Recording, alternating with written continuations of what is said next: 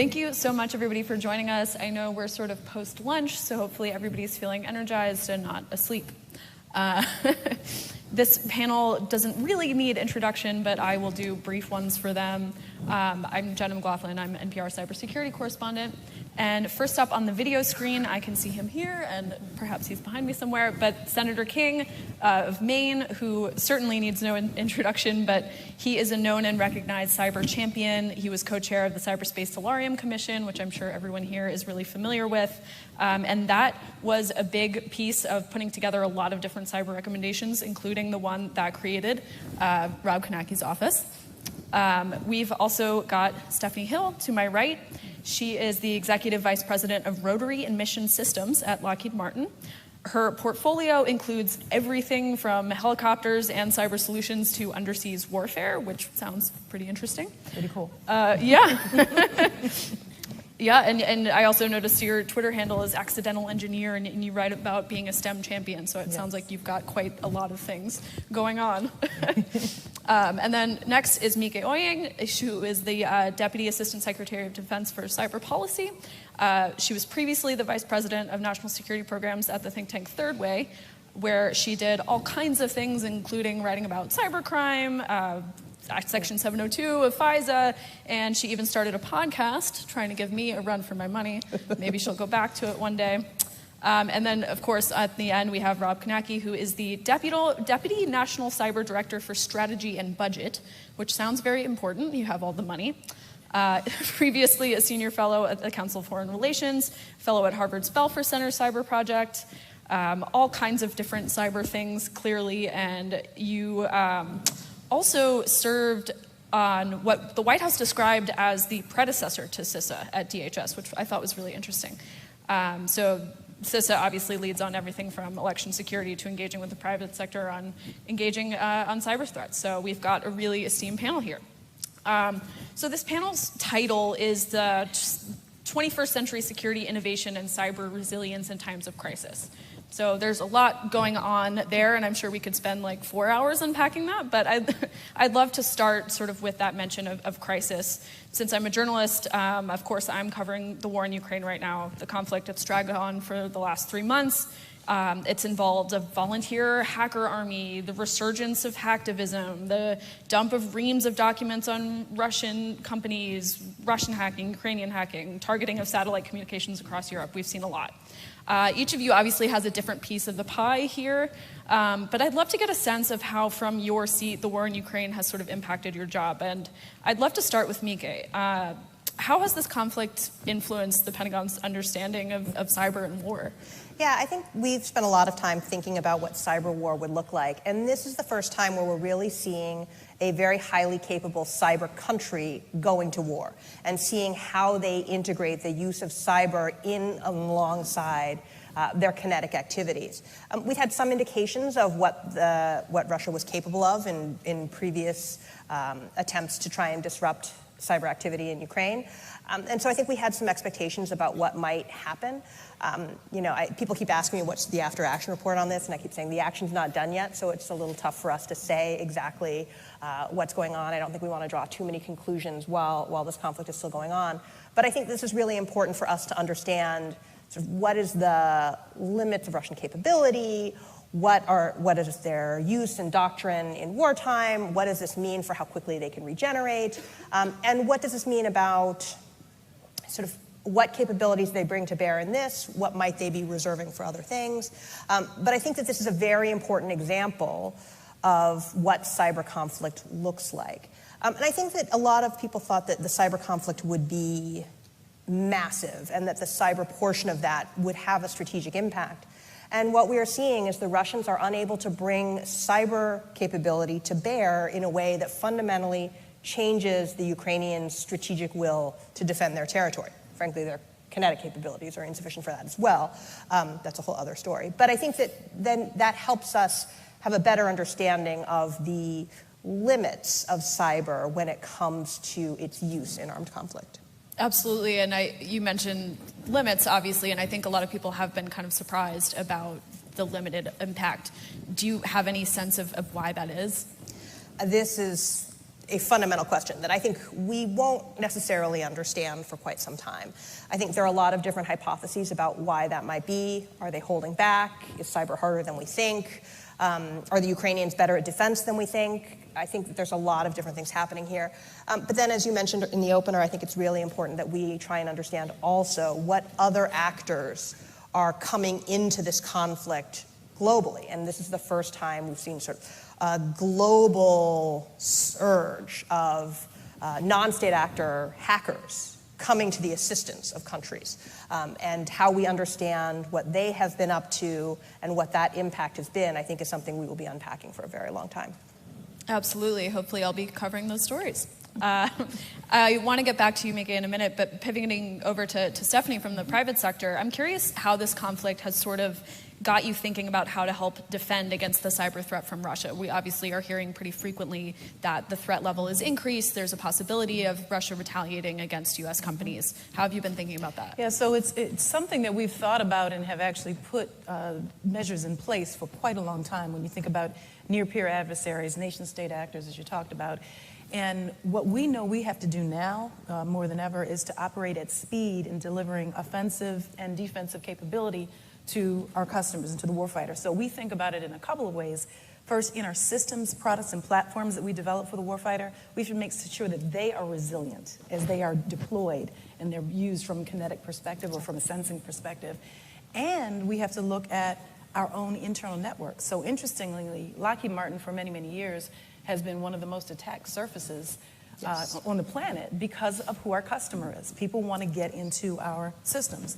And so many years ago, we developed something, and I'm pretty sure you're familiar with it, the cyber kill chain, we call it. And it's basically a layered defense that we use to protect our network, to protect all the amazing information data that we have from our customers and from our own technology. And we believe it's very good. And we have stepped back to say, with this intelligence that we all have, that Russia is exploring options. Maybe they won't be successful, but we have to be ready anyway. So we have established something called a Shields Up Task Force that really is stepping back to take a look at how ready are we, how penetrable are we. And it starts with our workforce. You know, the workforce and the people who are in the seats every day are our biggest avenue for protection. And then it looks at the technology. And here's something that we've always done, and we're doing it even more now. You might not realize that in private industry, we don't share a lot of our secret information with each other because it's not, we lose our competitive advantage. One thing that we do share very broadly is information we have about cyber threats. There are groups, official groups of companies, of government agencies where we share what those threats are so we can all be prepared, because it's not about preserving our competitive advantage, it's about preserving our national security. And then what we do, so think about, I think I was sharing this with you earlier, our biggest vulnerability in the cyber kill chain is in our supply chain. So companies like Lockheed Martin, large companies, can invest to protect against cyber intrusions and attacks. Many small businesses can't afford to do that. So we actually hold workshops to educate. We provide all kinds of, we're piloting some technology that we would give to smaller businesses to help them to shore up their cyber posture. And so we're doing a lot because maybe Russia's not being as successful, but you get all kinds of opportunities for cyber attack, and we are obligated to protect the amazing information we have as we partner with our customers. I think that Jen Easterly is cheering from wherever she is when you mentioned Shields Up. Yeah, Shields Up. I think we're going to get a tweet about that. I just want to really quickly follow up on something you said there. You mentioned the supply chain, obviously, yes, which has been a huge issue for several years.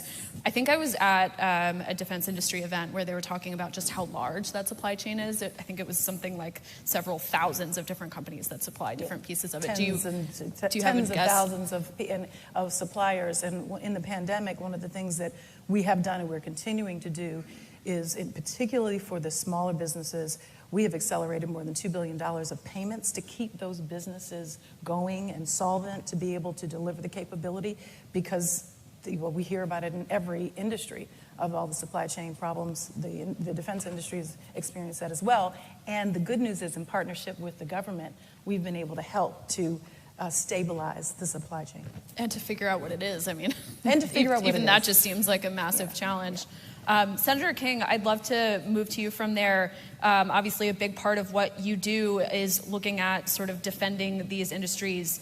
One of the major dangers here is that Russia is going to retaliate, that it could hit U.S. critical infrastructure with a cyber attack.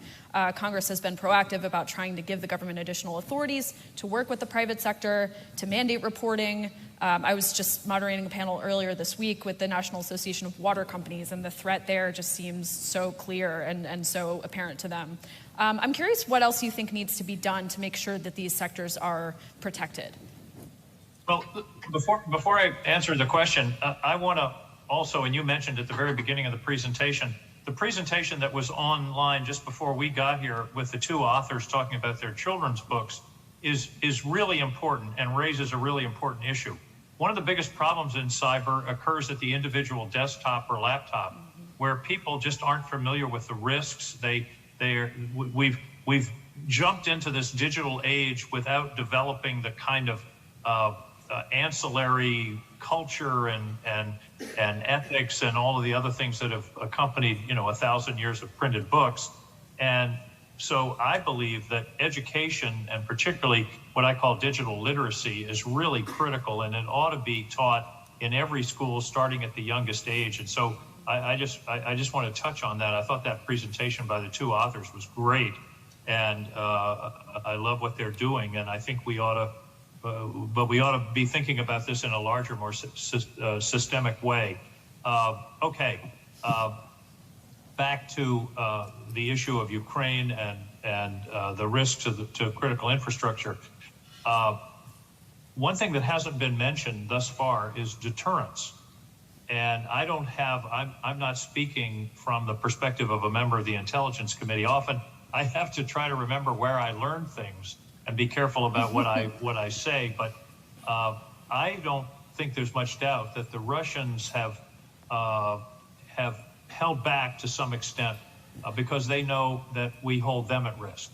It's sort of a classic deterrence theory, and this was one of the major recommendations of the Solarium, was to establish an ability to impose costs.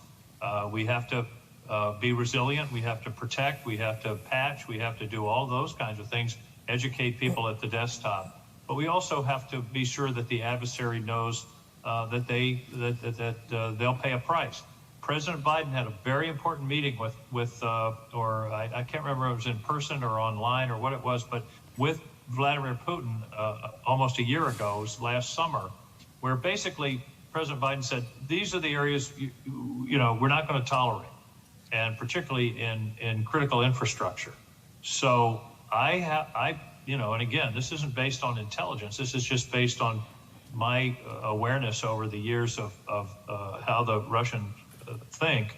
I think they know that we have some pretty potent capabilities ourselves, and that they better be careful.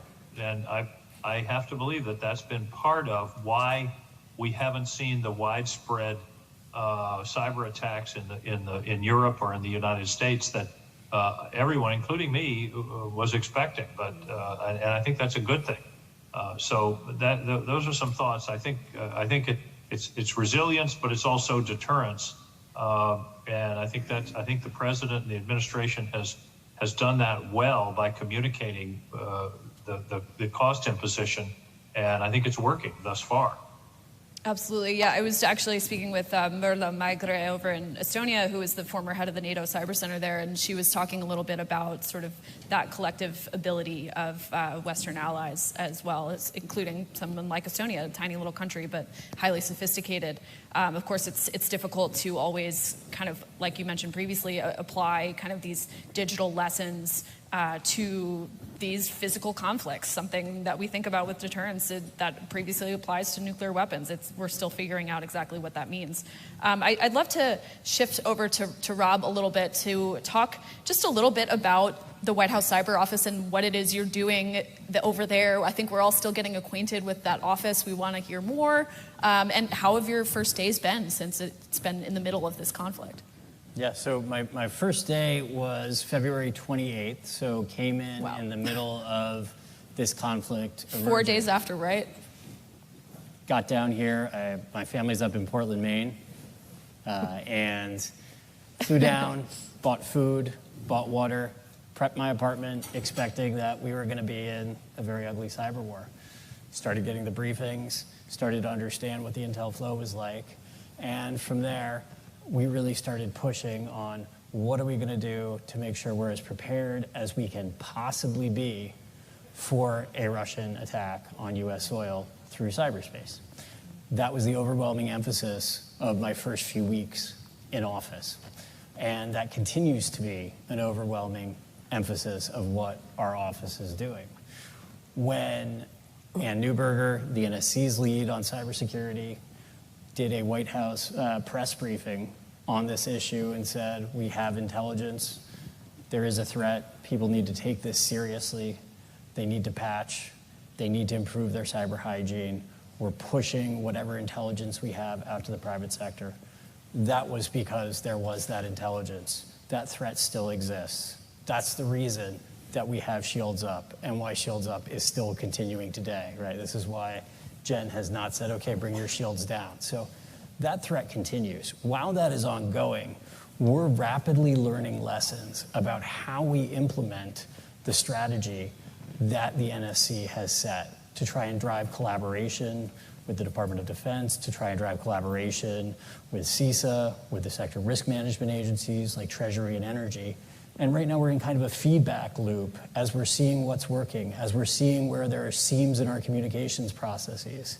That's an ongoing effort that we're obligated to carry out at all times. It is the overwhelming thing that this office does is simply to focus on implementation, not to write new executive orders, not to push out new policy. That's the NSC's job.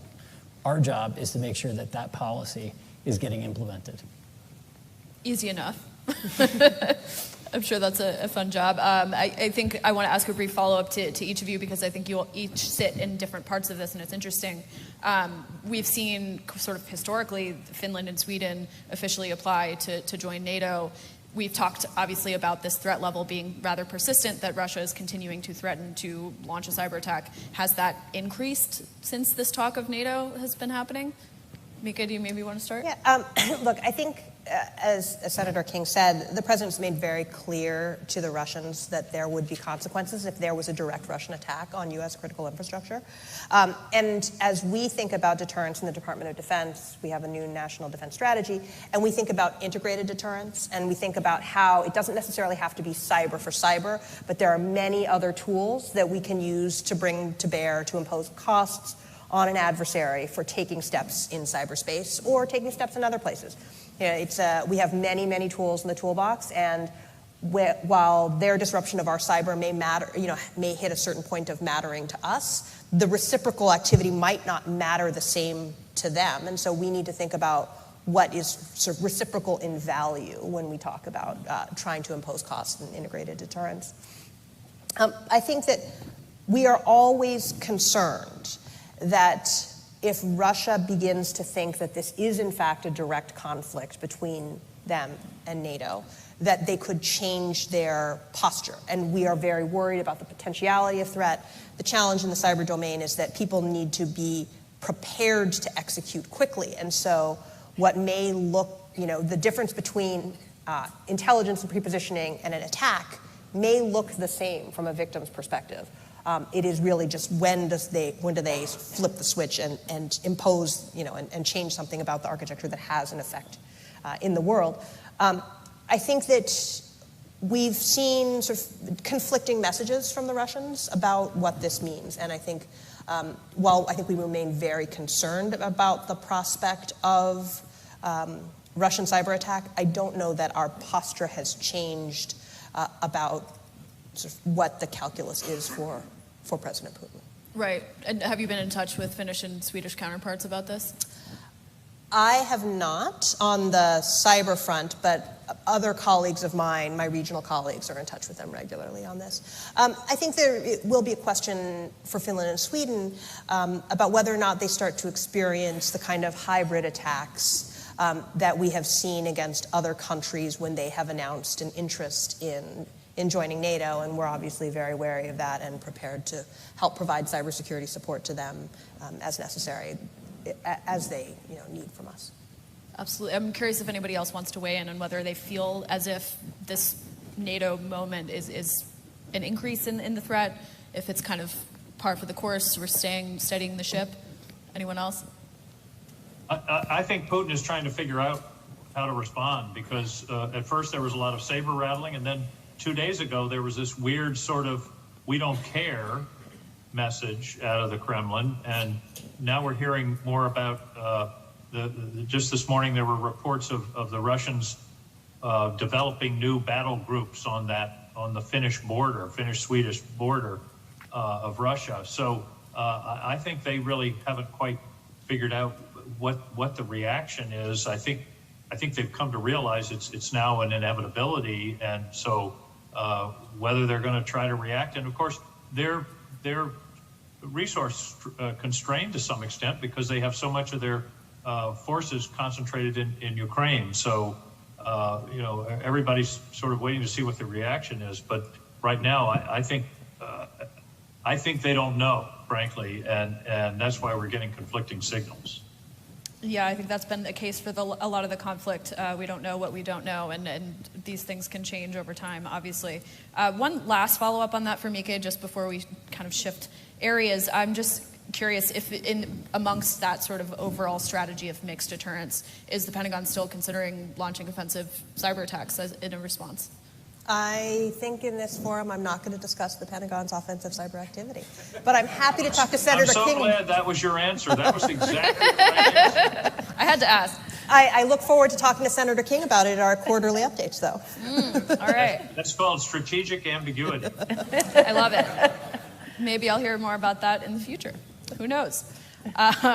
I'd like to turn to another word that's featured on the description of this panel, innovation. The advancement of technology offers so many opportunities to warfighters, to intelligence officers, humanitarians, even farmers. But it also creates a lot of challenges and built-in competition with our peers and our adversaries. I recently interviewed former Estonian President Toomas Hendrik Ilves, and he talked a lot about how technology is the great equalizer. For small countries like Estonia to punch above their weight, but also for cybercrime gangs. They can get access to a lot of these tools that previously they didn't. There's a lot of ways to take this, but I'd love to start with Stephanie. It's clear that there's a bit of a race, maybe, with China to innovate these days, whether it's in 5G, AI, quantum technology. We've seen a lot of indictments demonstrating that China isn't necessarily fighting fair or necessarily sparing any national resources towards winning that competition. How are you thinking about that challenge from the perspective of the private sector, and what do you think it'll take to keep the U.S. ahead? So what we look at China, and it's been very interesting to see how they have fused their commercial and defense sectors to be able to overtake some of the military dominance that is enjoyed by the U.S. and our allies. And so we're watching that, and as we're watching that again from a Lockheed Martin perspective, what we're doing is we're looking to make sure that we can deliver capability faster. And what that requires is that technology that you talked about, Jenna. It's using digital transformation. We like to call it the digital thread, where we start from our design process with creating the digital thread that actually flows all the way to the factory floor and also onto the battlefield for sustainment, to be able to help us to deliver capability much more quickly, to be able to deliver capability much more affordably. So we're thinking about, for some of our large systems, it can take years, 2, 5, sometimes 10 years to deliver capability. Well, we're changing how we design, produce capabilities so that we can start delivering capability in 6-month centers, incremental capability to the warfighter. We have some programs that are doing that today, some programs that are able to deliver that capability that quickly today. Our vision for that we call 21st century security. And so we're using technology and partnerships to deliver faster. We're also, when you think about the threat of China and what they're doing, we are focused on connecting things. And that's part of that 21st century security vision. So we want to connect things across all domains to really increase speed, agility, and I'll say decision dominance, because the person or the country that has the best information to make the decision fastest will ultimately prevail. So we're partnering we're investing ourselves in artificial intelligence. We're partnering with companies to be able to bring that more to light. I'll give you one example that is not a military example, but I think it's a good one to show the importance of technology and the results it can have. So since 2021, we have been partnering with NVIDIA, an artificial intelligence company, and we're actually focused on something that is a national threat, and that's firefighting. And so we are working on a model that would have firefighting intelligence as a service. So what we're able to do through artificial intelligence and technology is to have to interpret and analyze camera imagery very quickly to provide information to the firefighters. So typically, firefighters are inundated by a whole lot of data that is old, often 24 hours or more old, and is therefore inactionable. A lot of it is inactionable. We're able to take all of the information available to us, apply algorithms to it, and get data to the firefighters around the perimeter of the fire, the prediction of where the fire is going, the epicenter, in what would have normally taken a couple of days, in hours, sometimes in even minutes. So this is what this technology can do in something that we all see, firefighting, and we're applying that there. We're applying that in our 21st century security to our military customers all around the world. Yeah, I'm glad you mentioned the firefighting application, because I wanted to ask, how much of this is new technology versus thinking about capabilities that perhaps already exist or are being augmented to apply them together. It's a combination of using technology that exists, because you've got a lot of the data coming in anyway, and then it's using some of the technical skills and also tactics and algorithms and AI that allow you to really have that force multiplier. And it's through partnerships. Lockheed Martin invests a whole lot of money in these things for a military customer, and then you bring in a partner like NVIDIA, and then it becomes a real force multiplier for this problem and other problem sets. Absolutely. Rob, your boss, Chris Inglis, has talked a lot about making the U.S. a harder target. And I think there's a lot of ways to take that. He said that doesn't just involve enhancing the security of our technology necessarily. It's also about teaching people. It's about the humans at the center of this as well. Can you speak a little bit about that strategy to kind of get everyone on the same page to be more resilient? And what kinds of things has the office done to move in that direction so far? Sure. Again, so you're gonna hear me hit this theme of us focusing on implementation, right? Mm-hmm. So last spring, in response to solar winds, the administration surged a lot of money towards agencies that were impacted by that, and then put out an executive order 14028 that really was pushing towards a zero trust architecture for the federal government, trying to move away from legacy security and legacy systems towards a modern defensible architecture. And so we've taken up the responsibility for making sure that that actually gets implemented. Now, that's really hard to do in the federal IT context, because you're dealing with legacy systems. I used to advise startups in the cybersecurity space. Before the term zero trust was invented, they were already doing all the things in that strategy. It came kind of naturally if you were a cloud-based organization, right? If you took that strategy and you're trying to apply that to the federal government, requires a huge surge, not just on cybersecurity, but also on modernizing the underlying IT systems.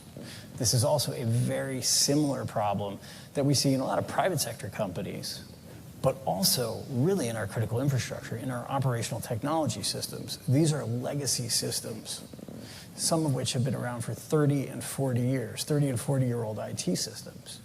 And so how do you secure that? How do you modernize that so you have a defensible architecture? Well, we have some good news here.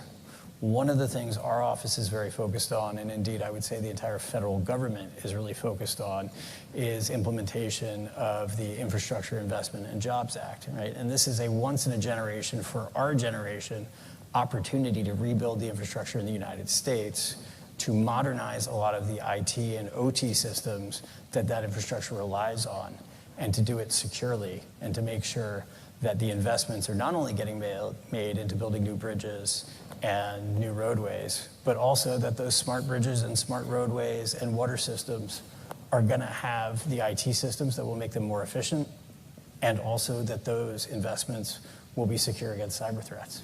So that's the big focus of our office right now, is just to make sure that things like wireless charging and car charging and things like that, these new technologies are going to be secure from the start. Again, easy enough. I wouldn't ask you to name any names, but I can imagine that some agencies you call up and they're like, what the heck are you? What are you doing? I can picture that. Senator King, back in March, you were celebrating the House and Senate decision to include $52 billion in funding for the CHIPS Act, supporting domestic semiconductor production. Can you speak about why that legislation is important in light of this emphasis on innovation, and anything else you can preview that you think would be moving in that direction? I'll do three things. First, I want to answer the prior question a little bit, because I think there's some important points on the changing and altering of the technology, which we have to be responsive to. Here's an example. Our intelligence community is set up basically on foreign intelligence and domestic intelligence. The FBI has jurisdiction in the United States. The CIA, NSA has jurisdiction abroad. What about a cyber attack that may originate in St. Petersburg, Russia, but goes through a server in St. Petersburg, Florida, or Toledo, Ohio? Where does that fit? And frankly, we haven't really figured that out. And some of these infrastructure hacks that we've seen appear to be using that kind of skip technology. So that's number one, that we have to figure out who has jurisdiction, how do they work. We don't want we don't want the CIA investigating Americans and poking around in our systems. That's been a rule in this country for ever since the CIA was invented. Second issue, and you touched on this, is that new technology, we're more and more connected. I mean, your microwave, car chargers, Rob mentioned, all of those, Alexa, all of those things. And one of the recommendations that we made in the Solarium that I don't think has been implemented yet is to develop a voluntary UL kind of label for cybersecurity. So when a private citizen buys a server, a router, or some kind of other internet-connected device, there'll be a seal on it that says, this has been tested and it's secure, or it's as secure as it can be, and they're going to be patches. So I think that's really important. Okay, USICA, or whatever the name is now pending in the conference committee. It's been passed by both houses. There are differences. There's a conference committee that's been set up that is underway to try to resolve those differences. It's very much a bipartisan bill, and the CHIPS Act is all about bringing semiconductor manufacturing back to the U.S. If there's anything we've learned in the last 6 months, it's how dependent we are on chips. And whether it's an automobile or a refrigerator, that's been a real problem in terms of the supply chain.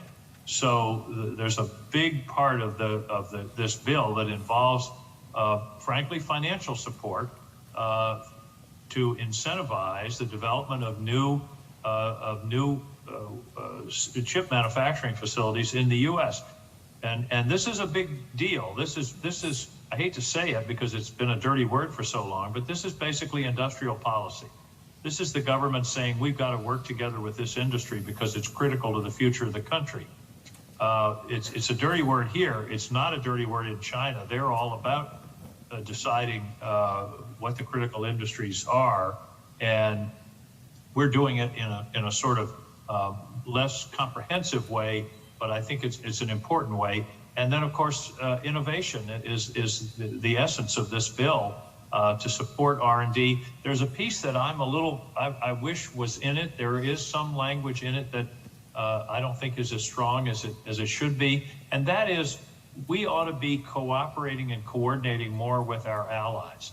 There's no reason that we should be trying to develop our own 5G or 6G technology in this country. If Japan has a good piece of equipment or a good theory or a good approach, let's work with them, or work with the Europeans, work with Nokia or Ericsson, and we shouldn't be doing this. We have a commonality of interest with the free world, if you will, and I believe that we ought to be doing more to encourage cooperation rather than trying to each country spending a lot of money to develop their own separate piece of technology. So those are a couple of things. That's a piece and that I felt should have been in the bill. We couldn't quite get it over the finish line. There was concern about security, but hopefully in the final product there'll be something along that line that will support more collaboration, cooperation among allies, because I just think it just makes common sense in terms of both economics and national security. That would certainly be timely, given the locations of Nokia and Ericsson in Finland and Sweden. Right. Yeah. Can I just foot stomp the Absolutely, semiconductor please challenge? do. Just, thank you so much, Senator, for bringing that up, because the semiconductor challenge is a real challenge for industry. And we obviously support the Bipartisan Innovation Act, and it's something that our CEO, Jim Takelett, often talks about as a champion. So thank you, Senator, for what you're doing to make that a reality. Absolutely. That's what you hired me for. We always hear about China being the pacing threat. I'd love to just have you explain that briefly. What does that mean? Yeah, look, for a lot of people, the majority of the time that they've spent focusing on national security, we've been involved in sort of the post-9/11 era and the counterterrorism fight. And I think when we talk about China as the pacing threat, what we're talking about is being able to measure our capability and do a net assessment about where we stand in our ability to, if it comes to that, prevail in a fight against China.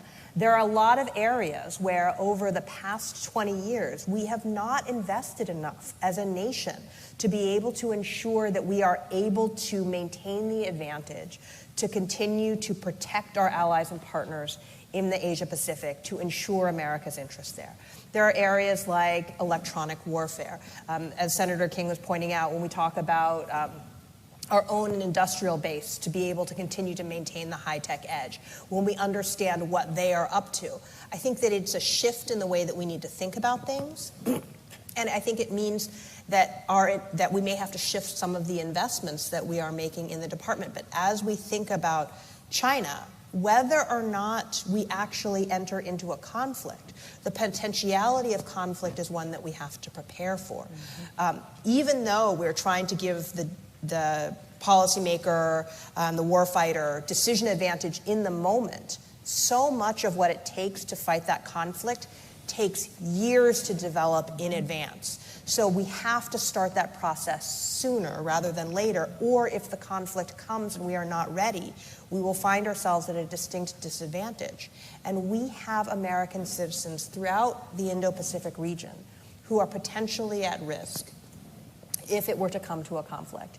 And so, as we look at this conflict between Russia and Ukraine, I think that there are a lot of lessons that China will observe here about what this means, about what it means that the global community came together and said, we oppose this, that you saw a global community of non-state hackers go against Russia, what it meant in terms of economic consequences, what it meant in terms of diplomatic relationships, how that is reshaping the world, and how much harder it is to take territory from a group of people who are determined to defend themselves and their ability to govern themselves and their way of life. And I think that is really important for people to understand and to think about as we size the Defense Department, as we think about our capabilities, as we go through exercises. We have to think about those things as a measuring stick. I appreciate you taking the time to explain the jargon. Really appreciate it, and I'm sure NPR listeners always do. You spoke a little bit about, obviously, how we are really focused on China as this top pacing threat. Do you feel like because right now there is so much focus on Russia and the war in Ukraine that, not that we're dropping the ball on that, but that potentially because so many resources are allocated in one direction, we could, it could be a challenge to continue to keep up with the threat from China? I think we're learning a lot in this conflict. As we see, Russia as what was perceived to be the second most capable military on the planet coming into this conflict and how they have done, I think we are learning some things about how that works, how difficult these things are, how you have to work together to integrate, right, electronic warfare, cyber, supply lines, intelligence pictures, all the rest of that. But Russia has been at war or in conflict with Ukraine since 2016. China has not been in a conflict. The United States has the most capable and most experienced military on the planet. So I do think that while we are looking at this conflict and there is a lot of focus here, everything in the back of our minds is, well, what does this mean for other conflicts? What would this mean for a direct NATO-Russia conflict? What does this mean for a potential U.S.-China conflict? That is not to say that anyone is hoping for those conflicts, but if the conflict comes, we want to be ready to be able to prevail. Absolutely. We've been speaking a lot about governments and sort of the official defense industrial complex, but obviously there are a lot of other elements of cyber. One thing I wanted to quickly ask, just because it came up yesterday, Senator King, I was curious for your response to the news that DOJ is essentially not going to aggressively prosecute security researchers for doing essentially work to find vulnerabilities in products. Do you feel as if that's good news, that this will kind of help to secure us at home? Well, to be honest, I didn't see the story, so I don't know exactly what you're referring to. But if what we're talking about is hackers for hire, I'm all for it. I beat on these guys every time I'm in a meeting about red teaming. I think the only way you can be sure that you're secure is if you test it, and it's better if you test it with somebody outside who's not in your organization, and everything from testing the technology, but also testing the people. I have a friend in the energy business, for example, who told me that in his company, they send fake phishing emails to their employees from time to time. If you click on it once, you get a reprimand. Twice, you're in the CEO's office. Third time, you're gone. And so I think outside testing and red teaming and hacking is absolutely critical. You ask your CIO, are we secure? Absolutely. Sure, of course we are, boss. Well, there's nothing like having a skull and crossbones come up on the boss's desktop a couple of days later to indicate that maybe you're not as secure as you thought. And I think the only way to test that is by hacking. So if the Department of Justice is saying we're not going to prosecute people who are in a sense friendly hackers or red teamers, I think I'm all for that. Well, I'm glad I was able to share that news with you. That was a big one yesterday. And I'll just say to the Senator, I think that what you talked about is prevalent in a lot of companies. I know in Lockheed Martin, we have what we call the Insider Threat Program. It's a part of our Shields Up look. We're revisiting, are we really holding our employees as accountable as they need to be as we look at, to your point, click once, it's a problem, click twice, it's really a problem. So we're doing the same thing. Well, 85% of successful cyber attacks start with somebody clicking on a phishing email. Absolutely. Or not properly, letting out their password. So this is, I say, defense starts at the desktop. And by the way, let Jen Easterly know King said shields up. I think it's great. I think that's a great motto and a great label for us. And that we've got to get the private sector to understand how serious this is, because they're the target. 85% of the critical infrastructure in this country is in the private sector. Yeah. And they're in the crosshairs. Some are doing a very good job. The electric grid, I think, through NARC is doing a very good job. But some of the others, you talked about the water industry. The problem with the water industry, it's so diverse. I think there's something like 70,000 water companies in the U.S. A lot of them are small, and they don't have a cyber protection director. They can't afford it. So there's plenty to do, and I am so glad that CISA is being so well led by Jen and the staff that they have there, and they're really moving out and developing the relationships of trust that's so critical with the private sector. We've got to get the private sector and the government into a place where they trust one another and they'll report to one another, share information. That's an absolutely essential part of defending this country.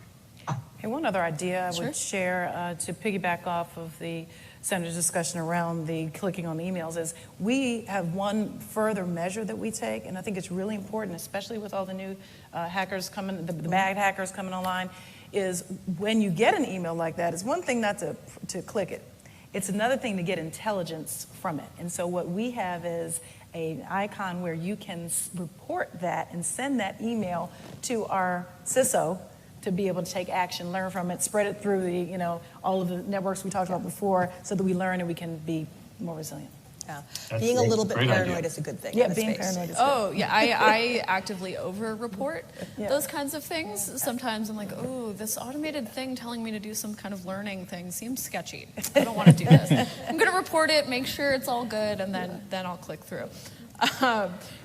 Within the space, obviously, in addition to, we were just talking about kind of white hat hackers, there's so many different non-state actors in the space. There's surveillance companies, there's these hackers for country in Ukraine. There's just a lot going on with ransomware, bad actors. Mieke, we were talking a little bit earlier about that, and I'm curious how that's affected sort of your threat landscape and how you're looking at everything. Yeah, I think it's a real challenge because I think in the Defense Department we've typically worried about the nation-state hackers. And I think that's because we thought that those were the most technical, the most sophisticated, and the ones that would have the greatest impact. But I think what we've seen over time with the development of the non-state actor, the sort of criminal cyber market, is that the capabilities that were once reserved for state actors are available on the dark web for purchase, which means that a criminal hacker is able to deliver the kind of disruptive effect that could really impact the American way of life, as we saw with Colonial Pipeline, that we once thought were only things that nation-state actors could do, which really complicates our business because when you go to attribution, when you talk about deterrence, it's not always clear that it is, in fact, going to be a nation-state hacker. And then there are some countries that make themselves a hospitable environment for some of these criminal hackers. And how do you then make decisions about how to impose costs if you're not confident that it is, in fact, a state actor, a criminal, or a state actor pretending to be a criminal?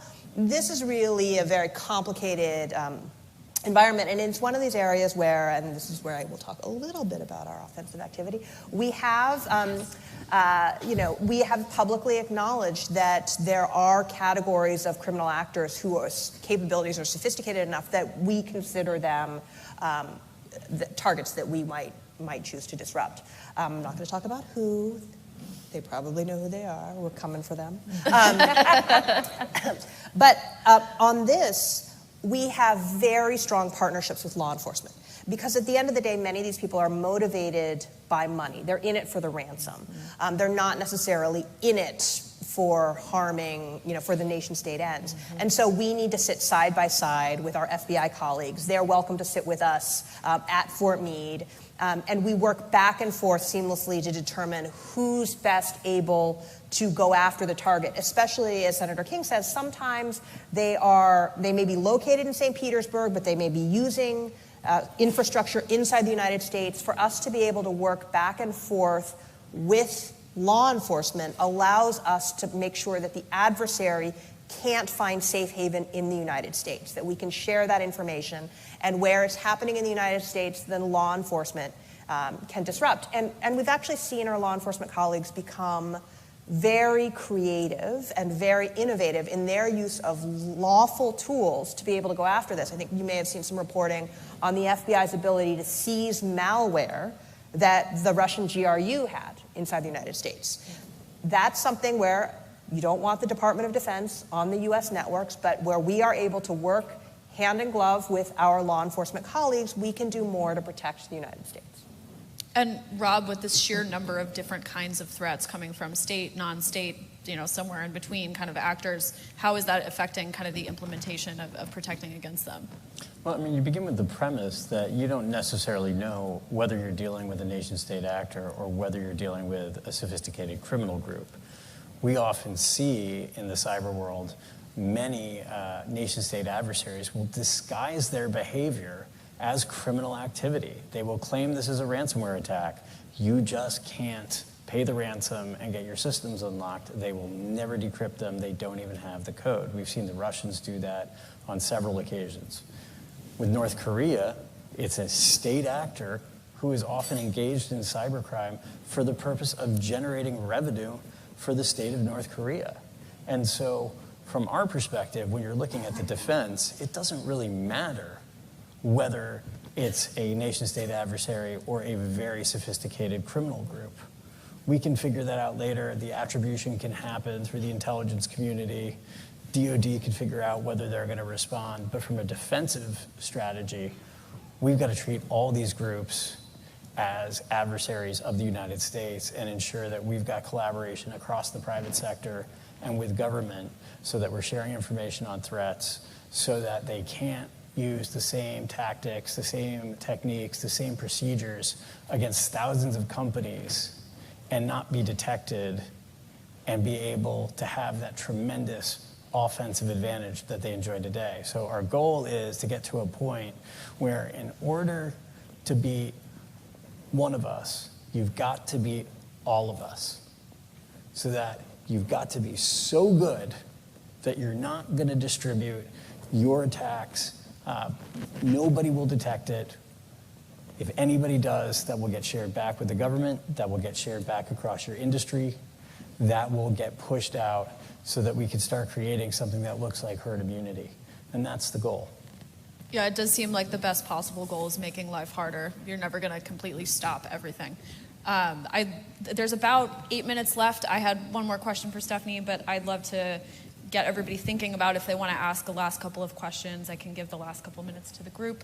But Stephanie, there's also this gray area too. I mean, we hardly go through a day without hearing about the NSO groups of the world, about Clearview AI, about companies that perhaps receive a bit of scrutiny based on the people that they work with, the things that they do. Mm-hmm. I'm curious if you feel like Lockheed kind of provides an alternative to that model, and whether or not you feel like Lockheed kind of demonstrates a standard that's kind of above that. So what I'll share is that for those kinds of companies that are kind of the ones you don't want to do with, we're actually required as a part of our process to vet all of our supply chain against any of those, and we have to certify that with every proposal that we put forward to make sure that we are completely protected from a corporate perspective, and more important, from the customers that we serve. So I think we do a good job with that. Awesome. Well, I'd love to give the last minutes to the crowd. I think there's a couple mic runners, and I see a couple of hands here. Are there? Yep. Folks are coming. Looks like I'm making you run really far. We've got one right here. Does someone have mics? Anybody? Do I hear? Thank you. We've talked a lot about competition with China in terms of technology, but I want to ask about competition in terms of people, specifically talent retention. We've seen the stay rate of immigrants with graduate degrees in STEM fields from China and India declining over the past few years. We also know that tens of thousands, perhaps hundreds of thousands of educated Russians are currently fleeing Russia. And we know that this is important for our own defense purposes as well as innovation here in America. So I'd like to know what tools or incentives we should be prioritizing to strengthen talent retention here in the United States. This is something that we actually worry a lot about in the Department of Defense because we pay government salaries. And Stephanie can afford to pay our people a lot more money.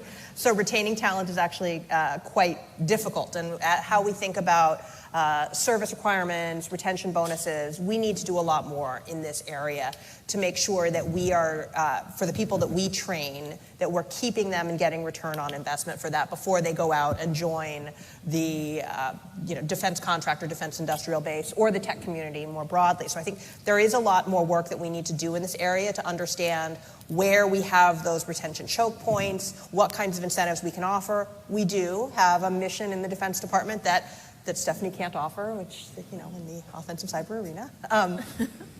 I can partner with you. Exactly. But there are places where people will come for the mission. I do, though, on the question of talent and STEM and immigration. This is something that's really personal to me. After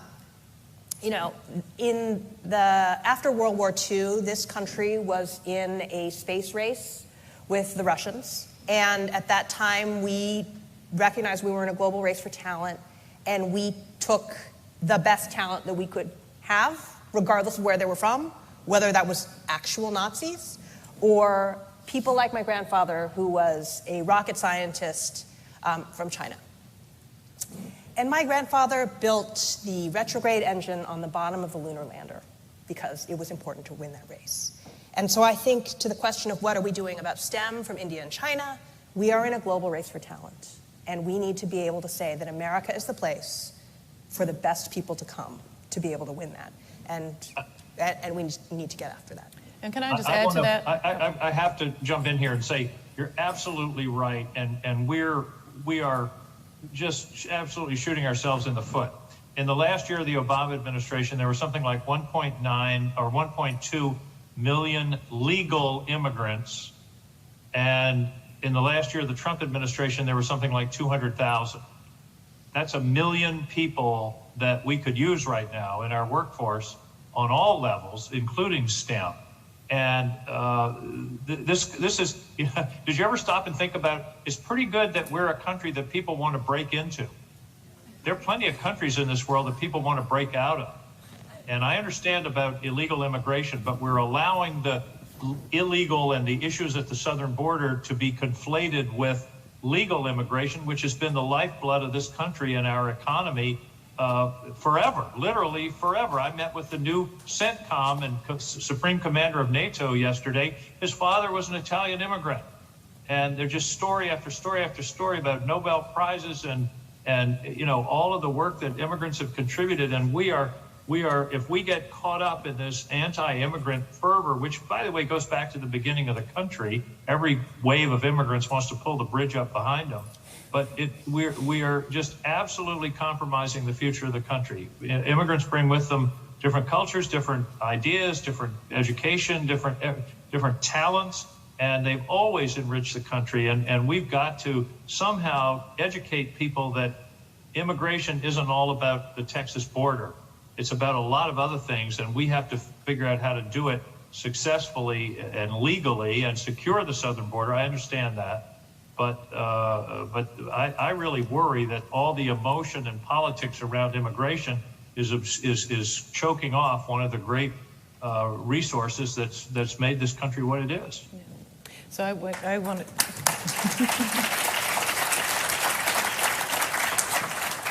I wanted to follow up on what you shared, Mieke. Also, you know, we in the defense industry, the skill sets that we require are largely in STEM, and there are just not enough people, young people, who have an interest in pursuing a career in STEM. In this country, we have growing, but they're the least likely people to major in STEM, which is why I call myself an accidental engineer. I'm very passionate about this, are women, blacks, and Hispanics.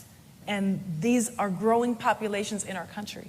And so we have to start, my belief, as early as we possibly can to let young people know that STEM is fun, that STEM is rewarding. You can do so much and make a difference if you choose STEM in whatever area you are. And we've got to be persistent, starting in kindergarten and going all the way through. I mean, we just closed the application period for STEM scholarships. We give 200 STEM scholarships a year to people in the workforce, and we don't require that they come and work for Lockheed Martin, because we're trying to build a pipeline for our industry in the U.S. We have partnerships, to my point about blacks and Hispanics and women, we have partnerships with minority-serving institutions. In fact, Lockheed Martin is the #1 historically black college and university sponsor for 7 years in a row, because we partner with the engineering schools in these colleges, and we're building partnerships and capability, and ultimately what comes out of that is engineers for us, engineers for you, but engineers across the board. And we have, each of us in industry and in government, and government supports these as well, has to work to create more engineers and to make this career as exciting, and to understand that it's as exciting as it can be, and that it can literally, you can make a difference for the world, but you can also make a difference for yourself and for your family and for your communities. Perfectly timed. And on that inspiring note, we are out of time. And I really want to thank my panelists for such a great and wide-ranging conversation. It didn't feel like an hour. It felt like a couple minutes. So thank you so much. And thanks, everybody.